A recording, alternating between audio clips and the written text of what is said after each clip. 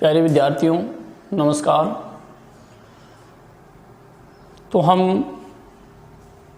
अध्याय 2 का इकाई 2 और पाठ 3 पढ़ रहे हम।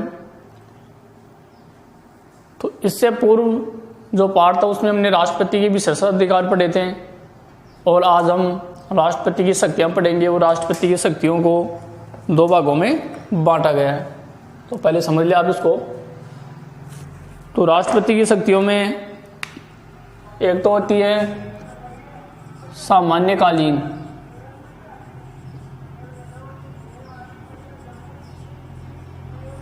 सामान्यकालीन शक्तियां, ठीक है, और दूसरी होती है आपातकालीन शक्तियां।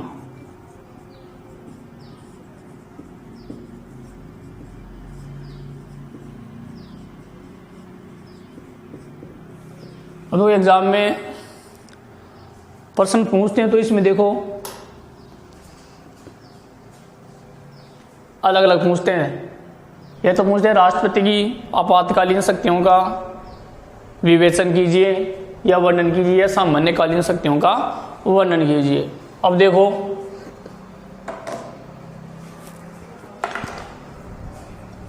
आपातकालीन शक्तियां तो हम बार बार पढ़ते हैं, तो प्रश्न को ठीक से पढ़ना आपको। आपातकालीन में 352, 356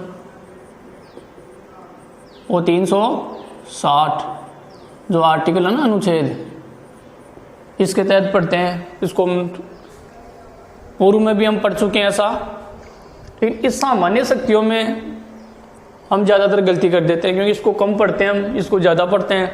ये पहले पढ़ चुके, आगे वाले पाठों में भी अब इसमें इसका विस्तार से वर्णन करेंगे हम। तो पहले सामान्यकालीन शक्तियां हैं। तो सामान्यकालीन मतलब जब आपातकाल नहीं लगा, जो 352 के तहत युद्ध, बाह्य आक्रमण या सशस्त्र विद्रोह होने पर, 356 के तहत किसी राज्य में संवैधानिक तंत्र के विफल होने पर, और 360 में वित्तीय संकट आने पर। ये तो हो गया आपात इमरजेंसी जिसको कहते हैं। अब सामान्यकालीन जब इमरजेंसी नहीं, अब जैसे अब सामान्य काल है वर्तमान में, ठीक है, कोई संकट नहीं है देश के ऊपर, तो इसे सामान्यकालीन परिस्थितियां शक्तियां कौन कौन सी होती हैं, तो पहले उसके नाम याद होने चाहिए हमें। तो देखो कार्यपालिका शक्ति या शक्तियां, ठीक है,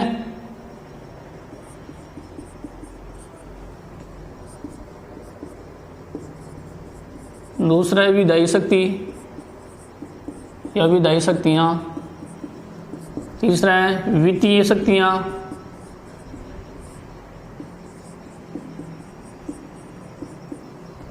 एक है न्यायिक शक्ति।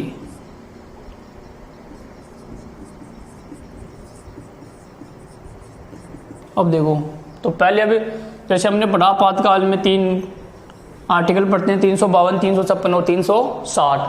उसी प्रकार जैसे पहले आप ये नाम लिख सकते हैं, सामान्यकालीन शक्तियां वे कौन से भाग है, कार्यपालिका शक्तियां,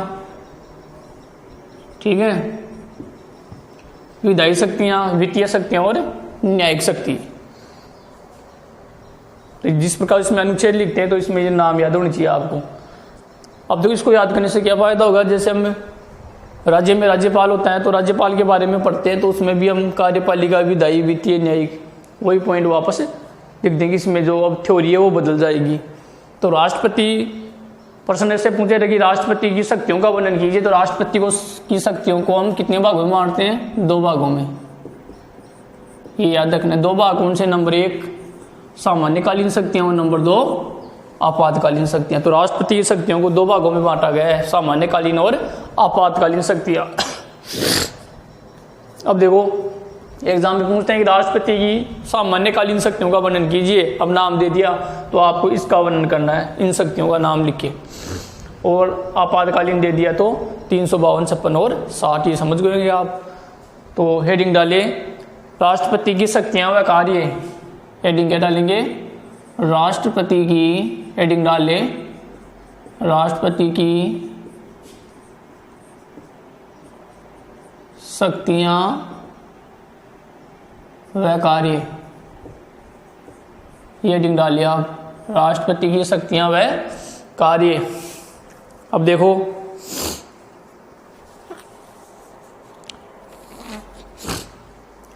राष्ट्रपति की शक्तियों में हेडिंग डालिए। अब लिखिए इसमें संविधान में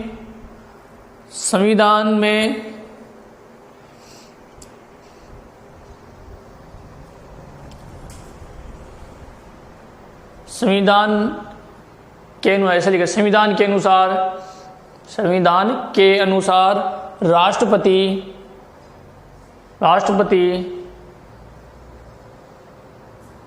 भारत का संवैधानिक मुखिया है। संवैधानिक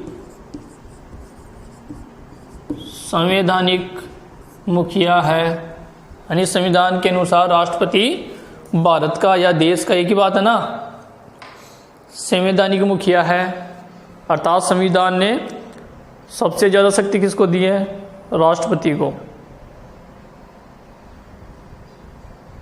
यानी सारे काम कार्य राष्ट्रपति के नाम से ही किए जाते हैं। अब देखो, संवैधानिक मुखिया होता है तो ये प्रश्न, एक छोटा प्रश्न पूछा जा सकता है, भारत का संवैधानिक मुखिया प्रधान कौन है? भारत का राष्ट्रपति। ठीक है, अगली लाइन में लिखिए,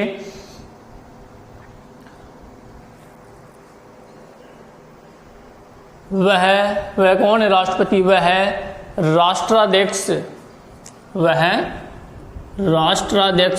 या राष्ट्राध्यक्ष, यानी एक साथ मिला के लिख दिया, वह राष्ट्राध्यक्ष होता है। यानी राष्ट्रपति क्या है? राष्ट्र का अध्यक्ष होता है। एक तो संवैधानिक मुखिया, यानी संविधान ने सबसे ज्यादा ताकत किसको दी है? राष्ट्रपति को। तो प्रश्न पूछे भारत का संवैधानिक मुखिया कौन होता है? राष्ट्रपति। और राज्य का पूछे तो राज्यपाल। मुख्यमंत्री नहीं लिखना है, इस वहां प्रधानमंत्री नहीं लिख रहे हम, तो संवैधानिक शब्द आ जाए तो भारत में राष्ट्रपति और राज्य में राज्यपाल। फिर राष्ट्राध्यक्ष, यानी राष्ट्र का अध्यक्ष कौन होता है? राष्ट्रपति। समझ गए? तो वह राष्ट्र का अध्यक्ष होता है, या इसको मिला के लिख दिया हमने, राष्ट्राध्यक्ष होता है। आगे देखो, अगली लाइन में लिखे, तीसरी लाइन से लिखेंगे हम, राष्ट्रपति की शक्तियों को हम दो भागों में बांट सकते हैं। दो के नीचे लाइन खींच लेंगे, दो भागों में बांट सकते हैं या बांटा जा सकता है। ठीक है, एक ही बात है, दो भागों में बांट सकते हैं। नंबर 1 लगा के लिखिए, सामान्यकालीन शक्तियां। नंबर 2, आपातकालीन शक्तियां। सामान्यकालीन शक्तियां और दूसरी आपातकालीन शक्तियां। तो राष्ट्रपति की शक्तियों कितने भागों में बांटा? 2 भागों में। तो यहाँ लाइन खींचेंगे, सामान्यकालीन शक्ति या शक्तियां और आपातकालीन शक्तियां, 2 भाग। अब इनका वर्णन करेंगे हम। तो नंबर 1 लगा के लिख ले नीचे, सामान्यकालीन शक्तियां। क्या लिखेंगे? सामान्यकालीन शक्तियां। सामान्यकालीन शक्तियां। अब देखो, सामान्यकालीन शक्तियों में आप एक साथ भी लिख सकते हैं, एक साथ नाम लिख ले, फिर एक का वर्णन कर लेंगे हम। सामान्यकालीन शक्तियों में ऐसे नंबर लगा सकते हैं, जैसे 1 लिख दिया तो 1 ऐसे लिख सकते हैं, 1, 2, 3 और 4। तो पहला लिख ले, कार्यपालिका शक्तियां, विधायी, वित्तीय और न्यायिक शक्तियां। एक साथ लिख ले इसका। अब इसी जगह 352, 365 है ना, तो एक साथ लिखने से आपको क्या फायदा होगा कि सामान्यकालीन में ये 4 शक्तियों के नाम हमें याद रखने, फिर एक का वर्णन करेंगे। अब सामान्यकालीन शक्तियों को 4 भागों में बांटेंगे। तो सामान्यकालीन शक्तियाँ लिख लिया। तो सामान्यकालीन शक्तियाँ कौन कौन सी है? तो उसके नीचे लिख लिया, कार्यपालिका शक्तियाँ, विधायी शक्तियाँ, वित्तीय शक्तियाँ और न्यायिक शक्ति। ठीक है, तो कार्यपालिका शक्तियाँ एक साथ लिख लिया हमने, विधायी शक्ति, वित्तीय और न्यायिक शक्ति। तो ये 4 शक्ति हो गई किसमें? सामान्यकालीन शक्तियों में। एक साथ भी लिख सकते हैं, वर्णन करें तो एक का कर ले, कंफ्यूज नहीं होना है। सामान्यकालीन, आपातकालीन। तो आपातकालीन जैसे हम पहले पढ़ भी चुके हैं, 352, 56 और 60। उसी प्रकार सामान्यकालीन के भाग गई हैं। सामान्यकालीन कार्यपालिका शक्ति कौन सी है, विधायी कौन सी है, वित्तीय कौन सी है और न्यायिक शक्ति कौन सी है। अब एग्जाम में देखो सामान्यकालीन दे दे तो आपको इन चारों का वर्णन करना है, या एग्जाम में छोटा प्रश्न से पूछ सकते हैं, राष्ट्रपति की वित्तीय शक्तियों का वर्णन कीजिए या राष्ट्रपति की न्यायिक शक्ति का वर्णन कीजिए। इससे तो आपको पूरा याद है तो प्रश्न हो जाए कैसे भी पूछ सकता है। तो इसमें सामान्यकालीन में पहली पढ़ेंगे हम कार्यपालिका शक्तियां, ठीक है। तो पहला लिखे इसमें सामान्यकालीन में नंबर 1 लगा के कार्यपालिका शक्तियां, यानी कार्यपालिका शक्तियां कौन कौन सी है राष्ट्रपति की। तो इसमें लिखेंगे आप, इसमें लिखें यद्यपि राष्ट्रपति द है ना, ये जो विद्यालय में द है, यद्यपि राष्ट्रपति प्रशासन का वास्तविक प्रधान नहीं है, यद्यपि राष्ट्रपति प्रशासन का वास्तविक प्रधान नहीं है,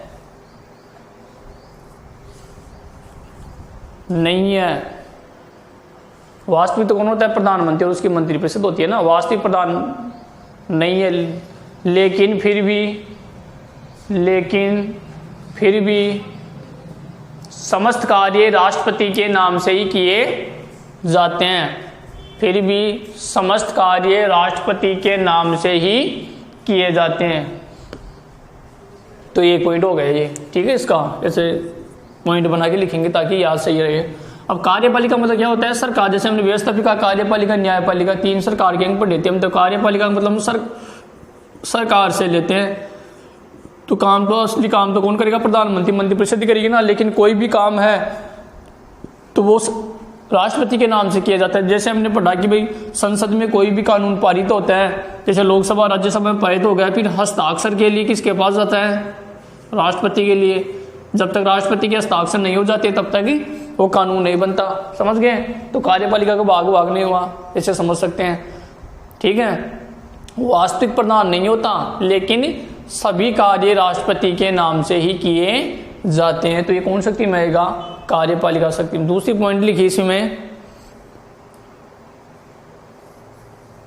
संघ के सभी कार्यपालिका अध्यक्ष, संघ के सभी कार्यपालिका अधिकारी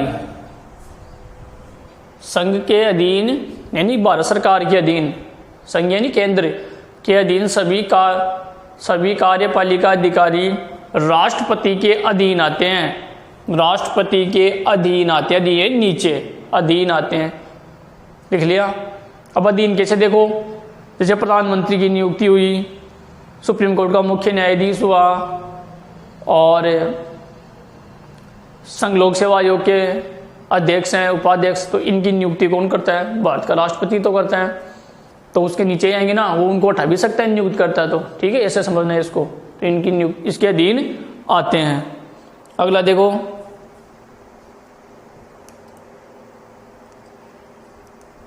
राष्ट्रपति कार्यपालिका की शक्ति का उपयोग, राष्ट्रपति, अगला पॉइंट लिखेंगे, राष्ट्रपति कार्यपालिका की शक्ति का उपयोग मंत्रिपरिषद व प्रधानमंत्री के परामर्श से करेगा, उपयोग मंत्रिपरिषद व प्रधानमंत्री के परामर्श से करेगा, परामर्श यानी राय से करेगा, प्रधानमंत्री के परामर्श से करेगा, ठीक है। अगला लिखें, अगला पॉइंट, 42वें संविधान संशोधन द्वारा, 42वें संविधान संशोधन द्वारा, तो ये कब हुआ था, 1976 में, बार बार पढ़ चुके हैं हम। तो 42वें संविधान संशोधन के द्वारा, कोष्टक में ये सन भी लिख सकते हैं आप चाहे तो, पहले कई बार इसका जिक्र हो चुका है। तो 42वें संविधान संशोधन द्वारा राष्ट्रपति को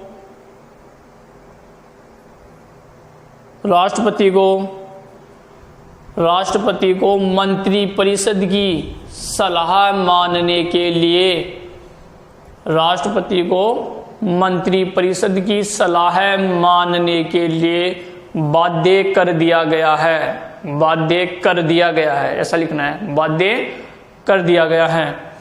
अब देखो, राष्ट्रपति केवल नाम मात्र का प्रधान, जैसे भारत का नाम मात्र का प्रधान कौन है, नाम मात्र का, तो राष्ट्रपति आएगा। नाम मात्र का कौन है, राष्ट्रपति। और वास्तविक कौन है, ऐसे पूछे वास्तविक भारत का वास्तविक प्रधान कौन है, तो क्या आएगा, प्रधानमंत्री व उसकी मंत्री परिषद। ठीक है, तो नाम मात्र, क्योंकि संघ अभी मैंने लिखा है संघ के सभी कार्य राष्ट्रपति के नाम से किए जाते हैं, लास्ट में उसके हस्ताक्षर ही चलते हैं, तो वो नाम मात्र का ये है। ठीक है ना, सारा काम कौन करता है, सरकार। जैसे अब सरकारी तो करती है सारे काम, जैसे केंद्र में मोदी सरकार है तो कोई भी फैसले लेना, कोई भी काम करना तो राष्ट्रपति को थोड़ी दिखाते हैं। आप टीवी में भी देखते हैं, समाचारों में कोई बात करनी है, कोई ऐसा मसला, जैसे अभी चाइना का मसला चल रहा है, तो उसमें कोई भी बातचीत करनी है, कोई भी भाषण देना है या कोई भी स्टेटमेंट देना है, तो वो प्रधानमंत्री के द्वारा तो किया जाता है, या कोई मंत्री के द्वारा बयान जारी किया जाता है। राष्ट्रपति थोड़ी करता है, नहीं करता ना, तो वो तो केवल नाम मात्र का ही है। तो देखो 42वां संविधान संशोधन कर दिया गया। क्या किया गया कि जो प्रधानमंत्री उसकी मंत्रिपरिषद कोई भी सलाह देती है, राय देती है, उसको मानने के लिए बाध्य होगा, ये मजबूर होगा, राष्ट्रपति उसको ठुकरा नहीं सकता। ठीक है, तो आगे लिखें। अब देखो इसी में आपको पॉइंट बना के लिखना है, कार्यपालिका पढ़ रहे हैं, कार्यपालिका शक्तियां पढ़ रहे हैं ना, तो इसमें देखो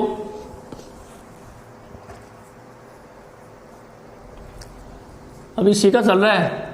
अब संघ में ऐसे कौन कौन से हैं अधिकारी या पदाधिकारी है जिनको नियुक्त करने की शक्ति राष्ट्रपति को है, तो इसमें लिखेंगे आप हेडिंग डाल के, राष्ट्रपति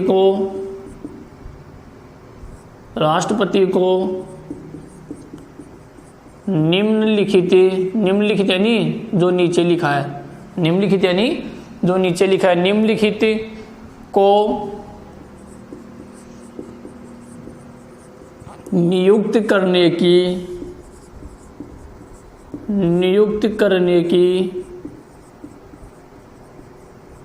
शक्ति है, नियुक्त करने की शक्ति है। अब देखो कार्यपालिका में पढ़ेंगे हम, ये करनी वैसे तो ये काम सरकार का होता है, प्रधानमंत्री और उसकी मंत्रिपरिषद का होता है, लेकिन वो नियुक्ति किसके नाम से की जाती है, राष्ट्रपति के नाम से। जैसे प्रधानमंत्री है उसकी नियुक्ति राष्ट्रपति द्वारा की जाती है, या प्रधानमंत्री के बाद जो मंत्री बनते हैं, जैसे शिक्षा मंत्री मान लो, पंचायती राज मंत्री है, चिकित्सा मंत्री है, पर्यावरण मंत्री है, जल संसाधन मंत्री है, तो ये सभी राष्ट्रपति के सामने शपथ लेते हैं। शपथ समारोह में राष्ट्रपति उनको शपथ दिलाता है, उनको नियुक्त करता है, तो ये राष्ट्रपति का काम। लेकिन मंत्री किसको बनाना है ये राष्ट्रपति तय नहीं करता, ये प्रधानमंत्री ही तय करता है। इसलिए वास्तविक कौन हुआ, प्रधानमंत्री, और नाम मात्र कौन हुआ, राष्ट्रपति। अब ये इसी का पार्ट चल रहा है, तो कार्यपालिका शक्तियाँ लिख दी हमने। तो कौन, अब कार्यपालिका शक्तियों में ये मैंने अलग से क्यों लिखाया, क्योंकि कई बार एग्जाम में पूछ लिया जाता है कि राष्ट्रपति भारत के किन किन अधिकारियों की या पदाधिकारियों की को नियुक्त करता है, उनके नाम बताइए। ठीक है, तो इसमें लिखे नाम चिन्ह लगा के लिखे प्रधानमंत्री, एक लाइन में एक ही लिखे प्रधानमंत्री, पहले में क्या लिखेंगे प्रधानमंत्री, दूसरी लाइन में क्या लिखें मंत्रिपरिषद, मंत्रिपरिषद के अन्य मंत्री, मंत्रिपरिषद या मंत्रिपरिषद के मंत्री लिख लें, मंत्रिपरिषद के मंत्रियों की नियुक्ति, मंत्रिपरिषद के मंत्रियों की नियुक्ति, जितने भी मंत्री हैं चाहे वो कैबिनेट हो, राज्य स्तरीय और उपमंत्री, 3 प्रकार के होते हैं ना मंत्री, तो मंत्रिपरिषद के मंत्रियों की नियुक्ति। अगला लिखे भारत का महान्यायवादी, महान्यायवादी, भारत का महान्यायवादी, इसकी नियुक्ति भी कौन करता है, राष्ट्रपति। अगला है नियंत्रक एवं महालेखा परीक्षक, नियंत्रक एवं महालेखा परीक्षक, उच्चतम न्यायालय के न्यायाधीश, उच्चतम न्यायालय के न्यायाधीश, उच्चतम यानी सुप्रीम कोर्ट, उच्चतम न्यायालय के न्यायाधीश यानी इनकी नियुक्ति करता है। फिर अगला लिखें, एक लाइन में एक लिखना है, राज्यों के राज्यपाल, राज्यपाल राज्य में तो होता है, राज्यों के राज्यपाल, राज्यों के राज्यपाल। अगली लाइन में लिखे, उच्च न्यायालय के न्यायाधीश, ये उच्चतम था, अब मैं क्या बोल रहा हूँ, उच्च यानी हाई कोर्ट, उच्च न्यायालय के न्यायाधीश। अगला लिखे, अगली लाइन में एक लिखना है, संघ लोक सेवा आयोग के अध्यक्ष व सदस्य, संघ लोक सेवा आयोग, संघ घ लिखना है ना, संघ लोक सेवा आयोग, जिसको यूपीएससी भी कहते हैं, यूपीएससी,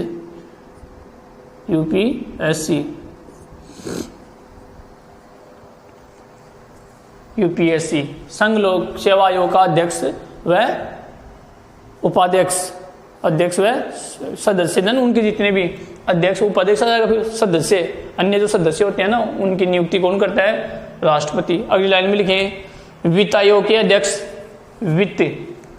वित्त आयोग के अध्यक्ष, वित्त आयोग के, तो वित्त आयोग का गठन राष्ट्रपति करता है प्रति 5 वर्ष, अनुच्छेद 280 के तहत, अनुच्छेद 280 के तहत। तो वित्त आयोग का गठन राष्ट्रपति का, तो वित्त आयोग का जो अध्यक्ष होता है उसकी नियुक्ति कौन करता है, राष्ट्रपति। कौन करता है, राष्ट्रपति। अंतिम लिखिए, मुख्य तथा अन्य आयुक्त, मुख्य तथा अन्य आयुक्त,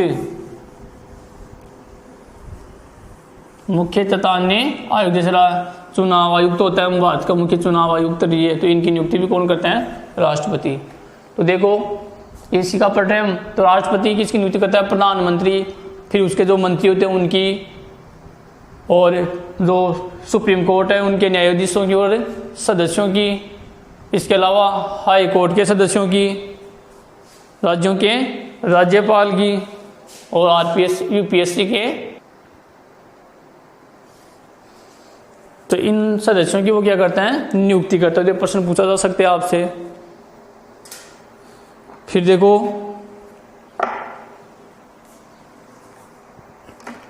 अगला पॉइंट लिखेंगे, अब ये होने के बाद, जैसे ये हो गया ना, राष्ट्रपति को निम्नलिखित पदाधिकारी को नियुक्त करने की, तो निम्नलिखित को, अब एक लाइन छोड़ के लिखे, राष्ट्रपति को निम्नलिखित को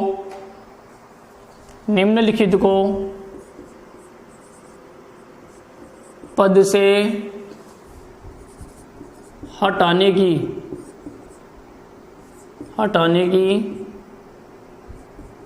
शक्ति प्राप्त है। वो तो कौन सा था, नियुक्त करने की। अब जिसको नियुक्त करता है उसको हटा भी सकता है ना, तो ये ध्यान रखना है। वो तो नियुक्त था, ये था हटाने की शक्ति, तो ये लाइन खींच लेंगे। वो तो नियुक्त, तो नियुक्त के नीचे लाइन खींच लेंगे। तो दोबारा लिखना, वो कंप्लीट हो गया, किस किस की नियुक्ति करता है वो बता देंगे आप। अब देखो इसमें लिखेंगे आप, मंत्रिपरिषद के सभी, मंत्रिपरिषद के मंत्री, ऐसा लिख ले, नंबर 1 लाइन में एक लिखे, मंत्रिपरिषद के मंत्री। दूसरा लिखे, राज्य का राज्यपाल, अभी मैंने लिखाया तो उसका उल्टा लिख देंगे ना, जिसको नियुक्त किया उसको हटा भी सकता है, तो राज्य का राज्यपाल। तीसरी लाइन लिखे, उच्चतम न्यायालय की रिपोर्ट पर, उच्चतम न्यायालय की, ऐसा लिखे, उच्चतम न्यायालय की रिपोर्ट पर लोक सेवा आयोग के अध्यक्ष, लोक सेवा आयोग के अध्यक्ष व सदस्यों को, लोक सेवा आयोग के अध्यक्ष व सदस्यों को, जो यूपीएससी में लिखाया भी आपको। अंतिम लाइन में लिखे, संसद की रिपोर्ट पर उच्चतम न्यायालय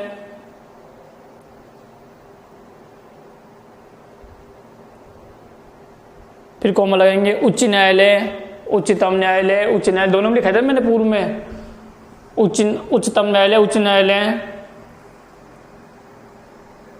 के न्यायाधीश को, इनको हटा सकता है। अंतिम लाइन लिख ले, मुख्य निर्वाचन आयुक्त को, बिल्कुल सरल ना, उसका उल्टा लिख देंगे वापस, तो जो ऊपर लिखा है ना उनको ही वापस लिख देंगे हम पूरे को, तो भी गलत नहीं ना। तो थोड़ा चेंज किया है, बाकी वो सेम ही है। जिनको नियुक्त किया उनको हटा सकता है, ठीक है। तो ये अलग से बना के लिखा है क्योंकि ये प्रश्न पूछे जा सकते हैं ऐसे। तो ये कंप्लीट हो गई एक शक्ति, बिल्कुल सरल भी है। कार्यपालिका शक्ति, कौन सी शक्ति, ये कंप्लीट हो गई, बिल्कुल सरल ना। ये संवैधानिक मुखिया होता है, सारे काम राष्ट्रपति के नाम से ही किए जाते हैं। फिर किन की नियुक्ति करता है उनका नाम लिख देंगे, लेकिन इनको हटाता है, बस इतना ही याद रखना है। तो अभी एक लाइन छोड़ के लिए दूसरी शक्ति लिखें, विधायी शक्ति। ये कंप्लीट हो गई ना पहली, तो दूसरी क्या लिखेंगे, कार्यपालिका के बाद में विधायी शक्ति।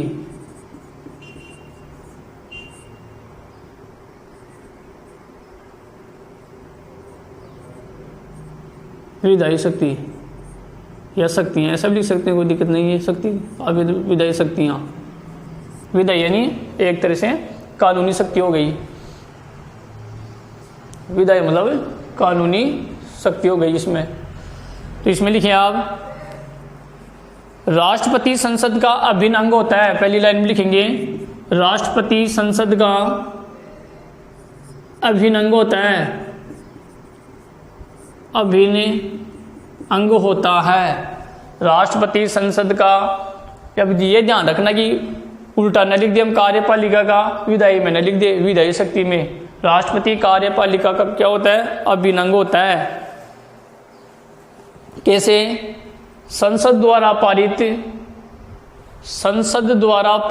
कोई भी विधेयक, संसद द्वारा पारित कोई भी विधेयक, संसद द्वारा पारित कोई भी विधेयक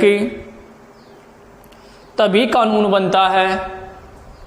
विधेयक तभी कानून बनता है जब राष्ट्रपति उस पर हस्ताक्षर करता है, जब राष्ट्रपति उस पर हस्ताक्षर करता है। संसद द्वारा पारित कोई भी विधेयक तभी कानून बनता है जब राष्ट्रपति उस पर हस्ताक्षर करता है। अब देखो एक शब्द है अभिन्न अंग होता है, ये किस में लिखना है हमें, विधायी में, कानूनी। विधायी का दूसरा नाम क्या होता है, आप याद रख सकते हैं, कानूनी अधिकार। विधायी यानी कानूनी, तो ये कानूनी तो है। ये तो बोलो भी कोई भी विधेयक है, जैसे हमने पढ़ा भाई कि जो धन विधेयक होता है वो पहले लोकसभा में रखते हैं फिर राज्यसभा में। बाकी और जितने भी विधेयक थे, साधारण विधेयक, वो संविधान संशोधन विधेयक जो भी थे, तो किसी भी सदन में रख सकते हैं। तो हमने क्या पढ़ा था कि संसद के 3 पार्ट होते हैं, सदन तो 2 होते हैं, लोकसभा राज्यसभा। जैसे मान लो कोई लोकसभा में पास हो गया बिल या विधेयक, एक ही बात है, फिर वो राज्यसभा में जाता है, या पहले राज्यसभा में रख दिया तो बाद में लोकसभा में। तो यहाँ पारित होने के बाद वो राष्ट्र में कहाँ जाता है, राष्ट्रपति के पास जाता है हस्ताक्षर के लिए। बस राष्ट्रपति का इतना ही काम होता है, क्या करना, हस्ताक्षर करना, याद रखना। तो राष्ट्रपति केवल हस्ताक्षर करता है, जो भी बहस होती है, हमने जो 33 वाचन पढ़े थे ना साधन विधेयक, पिछले पार्ट में पढ़ा था हमने पारित होने की प्रक्रिया में। तो लोकसभा में उस विधेयक पर जो प्रवर समिति का गठन किया जाता है, फिर उस पर बहस होती है, उसके 3 वाचन होते हैं, प्रस्तुत करना ही प्रथम वाचन होता है।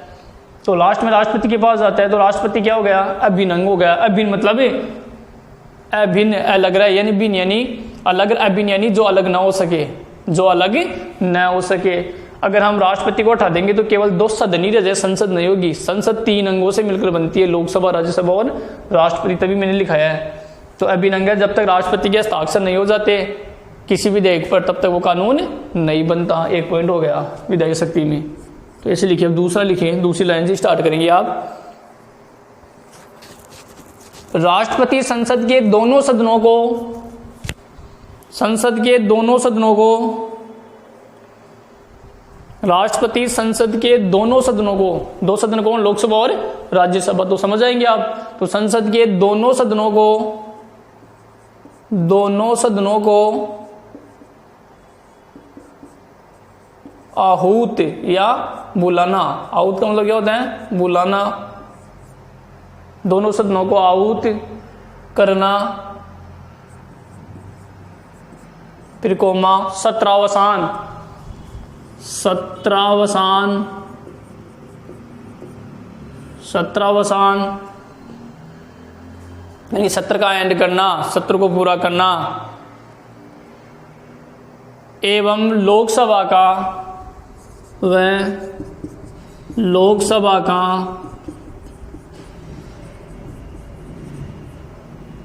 विघटन,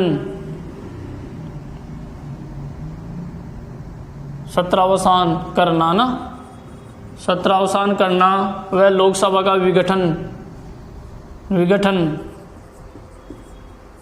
करने की शक्ति रखता है,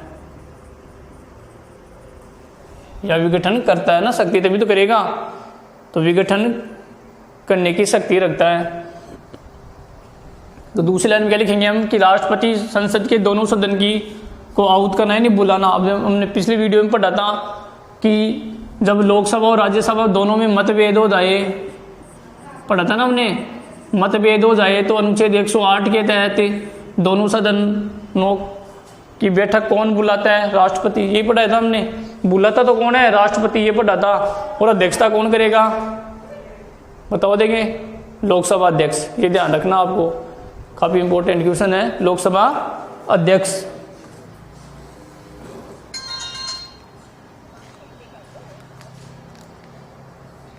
लोकसभा अध्यक्ष। तो देखो, तो दोनों सदनों को बुलाता तो कौन है? राष्ट्रपति। और अध्यक्षता कौन करेगा? लोकसभा स्पीकर। कौन करेगा? लोकसभा स्पीकर। अगला सत्रावसान करना, जैसे हमने 3 सत्र पढ़े थे, बजट, मानसून और शीतकालीन सत्र। अब एक शब्द आया था स्थगित करना, एक शब्द क्या आया था? स्थगित। तो स्थगित तो कौन करता है? सदन, सत्र को या सदन को। सदन चल रहा है, मान लो लोकसभा चल रही है, तो स्थगित यानी रोकना। तो मान लो अनुशासन नहीं बन पा रहा तो सदन में, उसको स्थगित मतलब रोकना। तो कौन रोकता है? यानी कुछ समय के लिए, कुछ दिनों के लिए, कुछ घंटों के लिए उसको रोक सकता है कौन? लोकसभा का अध्यक्ष। तो स्थगित शब्द आ जाए तो लोकसभा अध्यक्ष आएगा।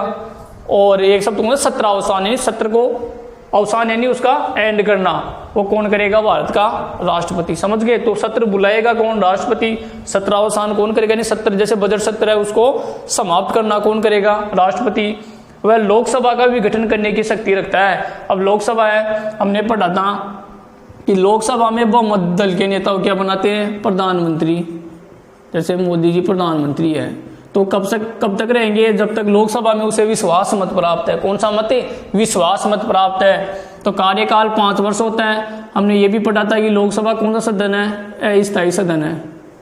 कौन सा सदन है? अस्थायी सदन है, परमानेंट नहीं है। जब तक उनके पास पर्याप्त संख्या बल है, यानी बहुमत है, आधे से एक अधिक है, तब तक ही वो क्या रहेंगे?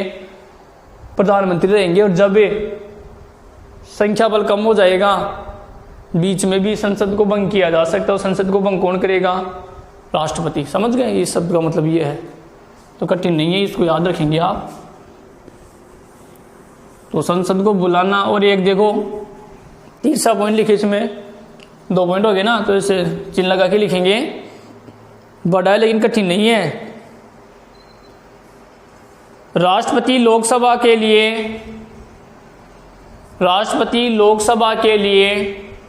प्रतिवर्ष, राष्ट्रपति लोकसभा के लिए प्रतिवर्ष यानी हर साल, प्रथम सत्र, प्रतिवर्ष प्रथम सत्र यानी जो पहला सत्र चलता है, सत्र के आरंभ में, प्रत्येक वर्ष के प्रथम सत्र के, प्रत्येक वर्ष के प्रथम सत्र के आरंभ में एक साथ, आरंभ में एक साथ संसद के दोनों सदन, लोकसभा और राज्यसभा, तो संसद के दोनों सदन,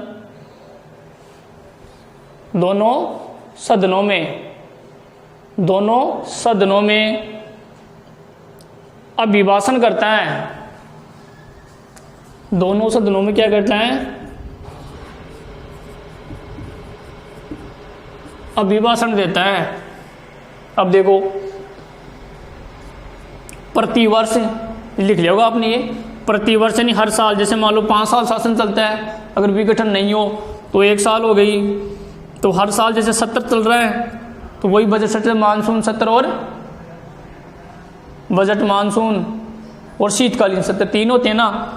तो प्रथम जो सत्र चल रहा है, जैसे मान लो बजट सत्र चल रहा है, सरकार लोकसभा में बजट कहाँ पेश किया जाता है? लोकसभा में। तो लोकसभा में बजट पेश किया जा रहा है, तो बजट पेश करने से पहले संसद, राष्ट्रपति क्या करते हैं?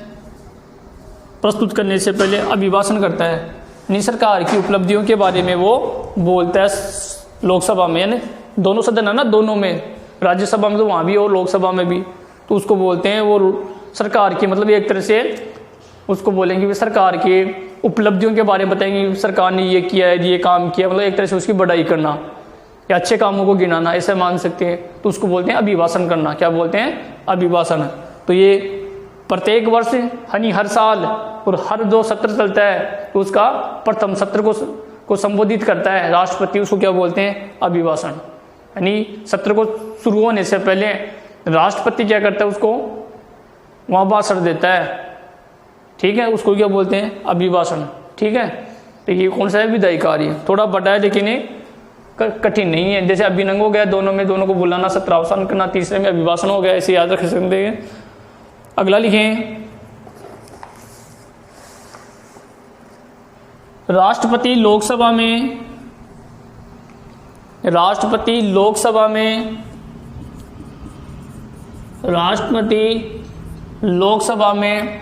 2 सदस्य, ये हम पहले पढ़ चुके हैं, तो ये भी विधायी में आएगा। राष्ट्रपति लोकसभा में 2 सदस्य, कितने सदस्य मनोनीत करते हैं? 2 सदस्य आंग्ल भारतीय समुदाय से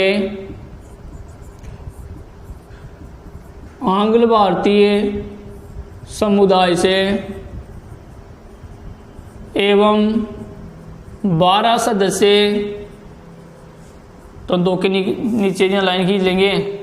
2 सदस्य तो कौन से? आंग्ल भारतीय समुदाय के, कहाँ? लोकसभा में, एवं 12 सदस्य कहाँ? राज्यसभा में। ये हम पहले पढ़ भी चुके हैं, तो यहाँ लाइन खींच लेंगे। लोकसभा में 2 सदस्य आंग्ल भारतीय समुदाय से और 12 सदस्य कहाँ? राज्यसभा में।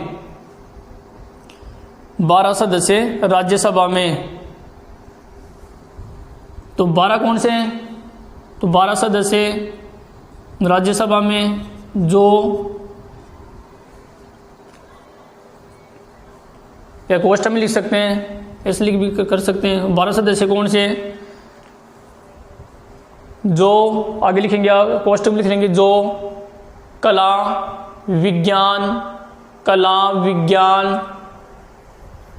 विज्ञान, समाज सेवा, साहित्य, कला विज्ञान समाज सेवा साहित्य व खेल आदि क्षेत्रों में अग्रणी हो। समझ गए? पहले हम पढ़ चुके हैं, आदि क्षेत्रों में अग्रणी हो, फिर कोष्टक बंद, अग्रणी हो में मनोनीत करता है। क्या करता है? मनोनीत करता है। तो 7 पढ़ेंगे, ये पहले हम पढ़ चुके हैं, लेकिन अब याद रखने कौन सी शक्ति में लिखेंगे हम? विधायी शक्ति में। तो इस पॉइंटों को याद रखना आपको। अभिनंग है, क्योंकि इसमें जब तक राष्ट्रपति का हस्ताक्षर नहीं होता कानून नहीं बनता, तो अभिनंग हो गया। दोनों सदनों को बुलाना ये हो गया, अभिभाषण हो गया, विधायी शक्ति में होगा। और लोकसभा और राज्यसभा में, तो लोकसभा में 2 सदस्यों को मनोनीत करता है जो आंग्ल भारतीय समुदाय से होते हैं, और 12 सदस्य अपनी भाषा में लिख सकते हैं। आप याद उन्हें कैसे भी लिख सकते हैं अपनी भाषा में। या राज्यसभा में कितने सदस्य मनोनीत करता है? 12 सदस्य। 12 सदस्य कौन से ऐसे लेते हैं? तो कला विज्ञान साहित्य समाज सेवा आदि क्षेत्रों, खेल आदि क्षेत्रों में अग्रणी हो मनोनीत करता है। तो मनोनीत वाला भी किस में आएगा? विधायी शक्ति में ना, मनोनीत करता है। ठीक है, अगला देखो, राष्ट्रपति अगला पॉइंट लिखेंगे, राष्ट्रपति वार्षिक वित्तीय वितरण को हमारा लिखेंगे, राष्ट्रपति वार्षिक वित्तीय वितरण, फिर कोमा लगाएंगे, वार्षिक वित्तीय वितरण, फिर कोमा नियंत्रण एवं महालेखा परीक्षक, जो पूर्व में हमने लिखा था, नियंत्रक व महालेखा परीक्षक, फिर कोमा लगाएंगे, परीक्षक का प्रतिवेदन रिपोर्ट, प्रतिवेदन यानी रिपोर्ट, वित्त आयोग की सिफारिशों, वित्त आयोग जिसका वित्त आयोग का निर्माण कौन करता है? राष्ट्रपति, अनुच्छेद 280 के तहत हर 5 साल से। तो वित्त आयोग की सिफारिशों तथा अन्य आयोग की रिपोर्ट संसद में प्रस्तुत करवाता है, संसद में प्रस्तुति करवाता है। यानी जो वित्तीय वितरण है, महालेखा परीक्षक कौन होता है? जो भारत सरकार का जो बजट है, जैसे आय कितनी हुई भारत सरकार को, किन किन मदों से कौन कौन सी आय हुई, किन किन मद में कितना खर्च हुआ, जैसे उसका लेखा जोखा रखने वाला कौन होता है? नियंत्रक, वो महालेखा परीक्षक जिसको हम बजट बोलते हैं ना, तो वो संसद में प्रस्तुत करवाता है। कौन? राष्ट्रपति। और वित्त आयोग पढ़ा हमने, वित्त आयोग क्या करता है? राज्यों में और के भारत सरकार और राज्य सरकारों में वित्त का आवंटन करता है। ठीक है, तो वित्त आयोग का गठन कौन करता है? भारत का राष्ट्रपति करता है 5 वर्ष से। तो भारत का राष्ट्रपति वित्त आयोग को की जो रिपोर्ट है उसको संसद में या लोकसभा में क्या करता है? प्रस्तुति करवाता है। तो इसकी कौन सी शक्ति हो गई? विधायी शक्ति। अगली लाइन में लिखें,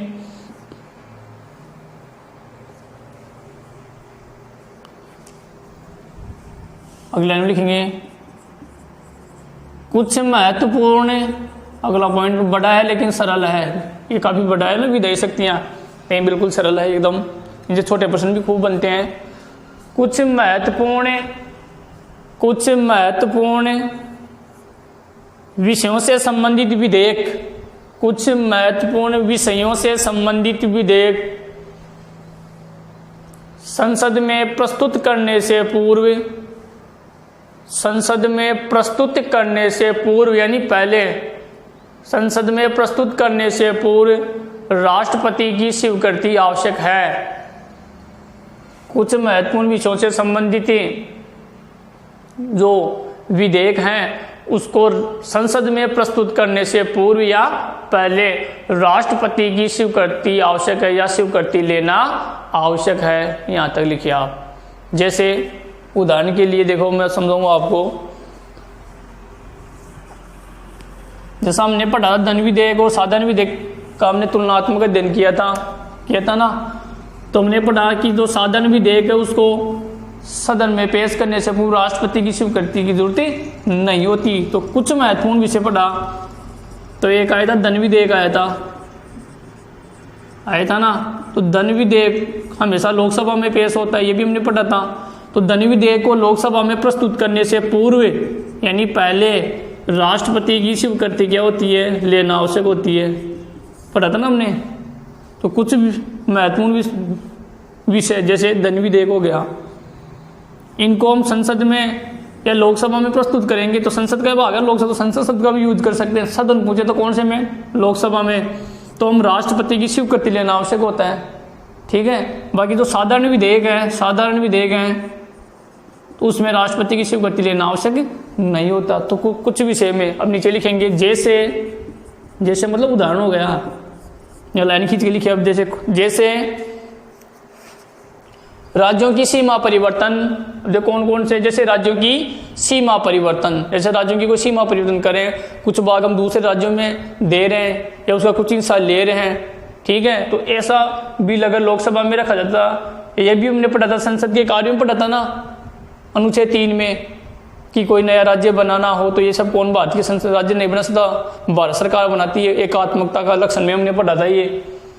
तो किसी राज्यों की सीमा में परिवर्तन करना हो तो ऐसा कोई बिल अगर लोकसभा में रखा जाता है तो उसको रखने से पहले किसकी स्वीकृति लेना आवश्यक है? राष्ट्रपति की। समझ गए? सीमा परिवर्तन को धन विधेयक भी मैंने समझा दिया भी आपको। धन विधेयक को अगर हम लोकसभा में रखते हैं तो उससे पहले राष्ट्रपति की स्वीकृति लेना जरूरी होता है। धन विधेयक, फिर कोमा लगाएंगे, अनुच्छेद 31 क 1, अनुच्छेद 31 क 1 ऐसा लिखेंगे। अनुच्छेद 31 क 1 में वर्णित विषय आदि से संबंधित विधेयक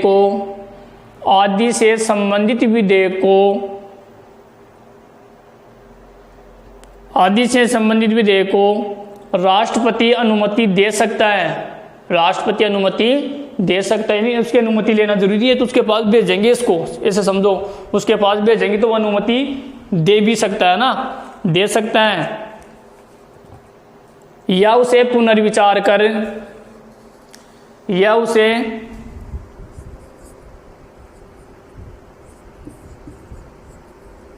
उसे पुनर्विचार के लिए या हेतु, या उसे पुनर्विचार हेतु वापस भेज सकता है, या उसे पुनर्विचार हेतु वापस भेज सकता है। जैसे धन विधेयक हो गया, संविधान किसी राज्य की सीमा में परिवर्तन करना हो, तो आदि ऐसे विधेयक हैं तो राष्ट्रपति के पास भेज जाते हैं, तो उसको स्वीकृति दे भी सकता है, या उसको पुनर्विचार के लिए, पुनः यानी दोबारा विचार करने के लिए उसको वापस वो संसद को भेज सकता है, या तो एक बार में या दोबारा।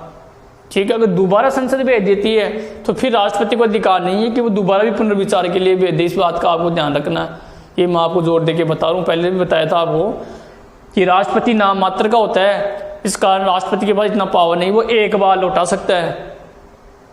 ठीक है, तो इसमें बदलाव भी किया, जैसे भी हमने पढ़ा था पूर्व में 42वें संविधान संशोधन उसको बाध्य किया गया है। फिर एक 44 में क्या आएगा, 44 में कि वो एक बार भेज सकता है, तो 1978 में होता है ना संविधान संशोधन, तो एक बार पुनर्विचार के लिए भेज सकते हैं, अगर दोबारा नहीं भेज सकते, ये नियम है ना। पुनर्विचार के लिए भेज सकता है, लेकिन अब यहाँ लाइन खींचेंगे, विशेष लाइन है ये, लेकिन धन विधेयकों पर लेकिन मान लो कोई विधेयक कौन सा धन विधेयक है तो उसको वापस नहीं लौटा सकता, ये बात ध्यान रखनी है, धन विधेयक को वापस नहीं लौटा सकता। तो लेकिन धन विधेयक पर राष्ट्रपति को अनिवार्य रूप से, धन विधेयक पर राष्ट्रपति को अनिवार्य रूप से, यानी कंपलसरी, उसको वापस नहीं भेज सकता, अनिवार्य रूप से अनुमति देनी होती है, अनुमति देनी होती है।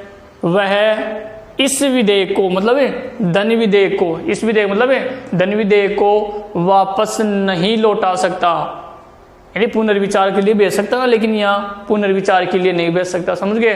तो धन विधेयक को पुनर्विचार के लिए, सब लिख सकते हैं आप, पुनर्विचार के लिए वापस नहीं भेज सकता, धन विधेयक को पुनर्विचार के लिए वापस नहीं भेज सकता। ठीक है, अगर धन विधेयक है तो उसको पुनर्विचार के लिए वापस भेज सकता है, लेकिन धन विधेयक को पुनर्विचार के लिए नहीं भेज सकता। ठीक है, अगला लिखे, अगली लाइन से लिखेंगे, काफी इंपॉर्टेंट भी है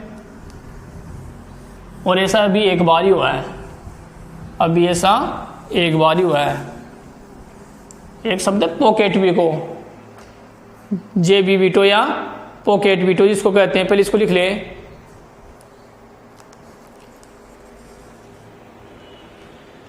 इसके अलावा जो ऊपर हमने पढ़ा ना धन विधेयक, तो इसके अलावा फिर कुछ विधेयक ऐसे भी होते हैं जो राष्ट्रपति पूरे कार्यकाल तक उसका जवाब न दे, तो इसके अलावा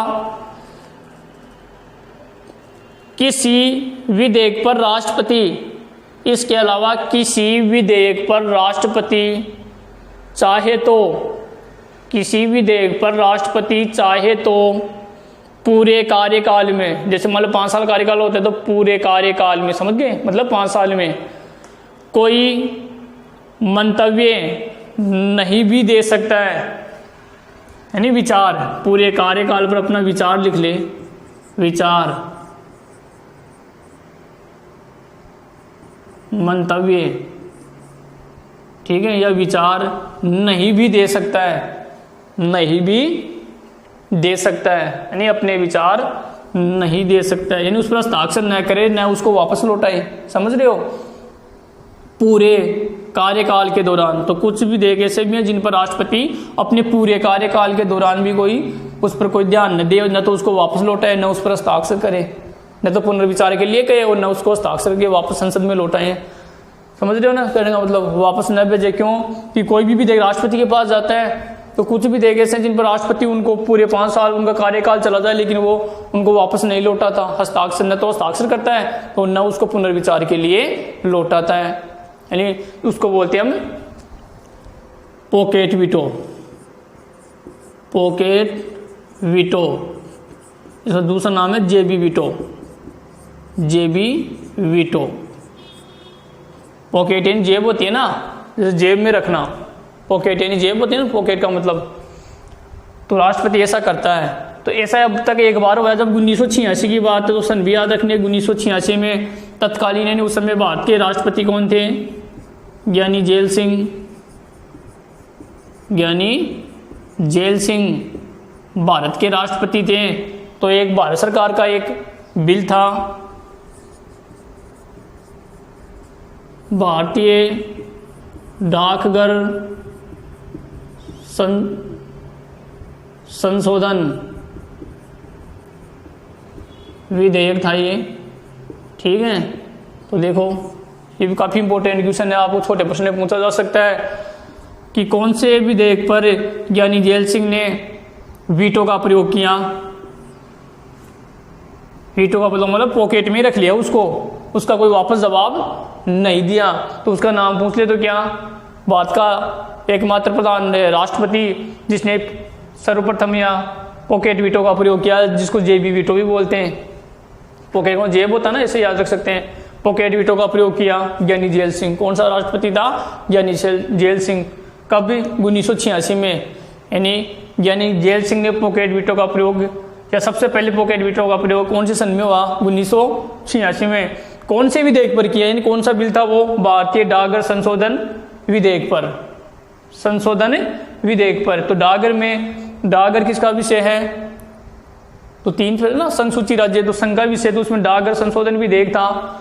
तो उसमें राष्ट्रपति के पास भेजा गया, ज्ञानी जेल सिंह के पास भेजा गया था। तो ज्ञानी जेल सिंह ने अपने पूरे कार्यकाल में उस पर ध्यान नहीं, तो उसको वापस लौटाया, न उस पर हस्ताक्षर किए, यानी वो रद्द हो गया बाद में, ठीक है। इसलिए उसको बोलते हैं पॉकेट वीटो, समझ गए। तो ये भी किस में आएगा? विधायी यानी कानूनी।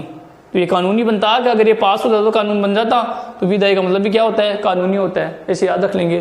तो ये जेबी वीटो किस में आएगा? राष्ट्रपति की विधायी शक्ति में, यानी कानूनी शक्ति में, ठीक है। तो ये लिखें,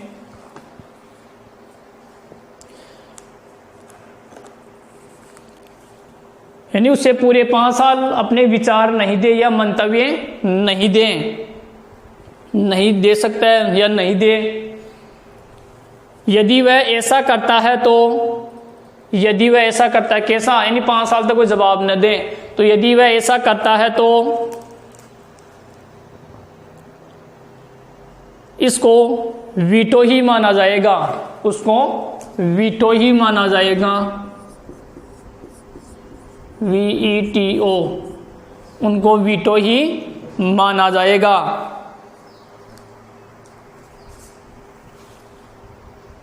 इस प्रकार के वीटो को, वीटो का मतलब मना करना, वैसे निषेध करना, निषेधाधिकार होता है वीटो का मतलब। तो ऐसे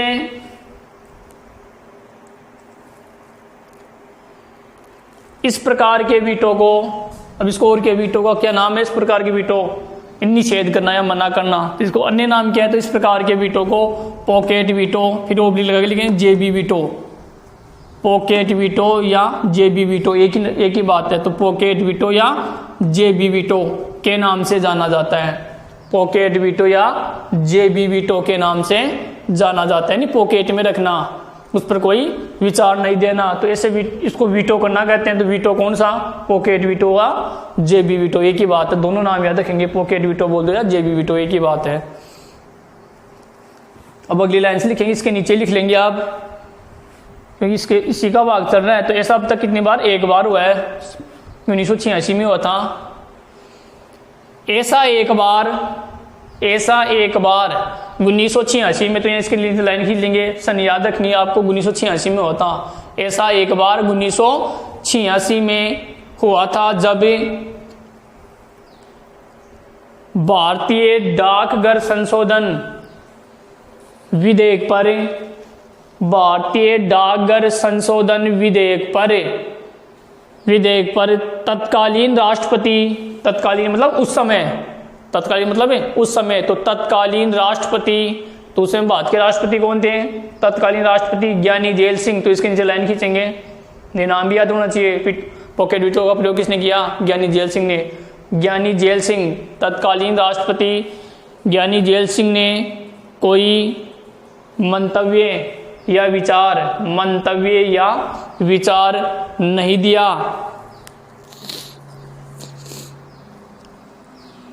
दिया और वह विधेयक उसके पॉकेट में ही रह गया। तो देखो इस प्रकार ये हमारा विधायी शक्तियां, नहीं 2 शक्तियां पढ़ ली हमने, 4 थी ना सामान्यकालीन शक्तियों में विधायी शक्ति और सामान्यकालीन शक्तियों में हमने विधायी शक्ति पढ़ ली दूसरे नंबर की। अब वित्तीय और न्यायिक बच गई, वित्तीय और न्यायिक शक्तियां बच गई, उसको हम नेक्स्ट वीडियो में कंप्लीटिंग कार्यपालिका हो गई, विधायी हो गई और वित्तीय और न्यायिक शक्तियां बच गई। अब 2 वित्तीय और न्यायिक शक्तियां। वित्तीय शक्तियां कौन से? न्यायिक शक्तियां यानी न्याय करने, यानी राष्ट्रपति सुप्रीम कोर्ट से प्राप्त जो मृत्युदंड है उसकी सजा को कम करने के शक्ति आर्टिकल 72 के द्वारा। तो हमने 4 में 2 पढ़ ली, 2 हम नेक्स्ट वीडियो में पढ़ेंगे। तो ये काफ़ी ये बड़ा था दूसरा पॉइंट, लेकिन बिल्कुल सरल भी है। विधायी में कौन सा लिखना आपको? अभिन्न अंग होता है, ये लिख लिया। लास्ट वाला भी काफ़ी इंपॉर्टेंट था। जैविक विघटनों का प्रयोग किसने किया? ज्ञानी झैल सिंह ने किया 1986 में भारतीय डाकघर संशोधन विधेयक के मामले में। 5 साल तक उसने उस पर कोई अपना विचार नहीं दिया, न तो उसको वापस लौटाया, न उस पर हस्ताक्षर किए, इसलिए उसको पॉकेट वीटो के नाम से जाना जाता है। तो प्यारे विद्यार्थियों, आज के लिए इतना ही, और आप जितना पढ़ा दिया उसका रिवीजन करते रहें, क्योंकि एक पार्ट दूसरे से रिलेटिव है, आपस में उससे का सह संबंध है। मतलब वो जो हम पूर्व में पढ़े हैं वो हमें आगे पढ़ने को मिलेगा। जैसे अभी संकटकालीन शक्तियाँ पढ़ेंगे, हम पूर्व में पढ़ चुके हैं, हम उसका विस्तारित रूप पढ़ेंगे। जैसे 352-56 ये पढ़ा था, उसको हम विस्तारित रूप से पढ़ेंगे। तो पिछला पढ़ा हुआ हमें आगे के पाठों में हमें काम आएगा। ठीक है, तो आप रेगुलर अपनी पढ़ाई जारी रखें। धन्यवाद।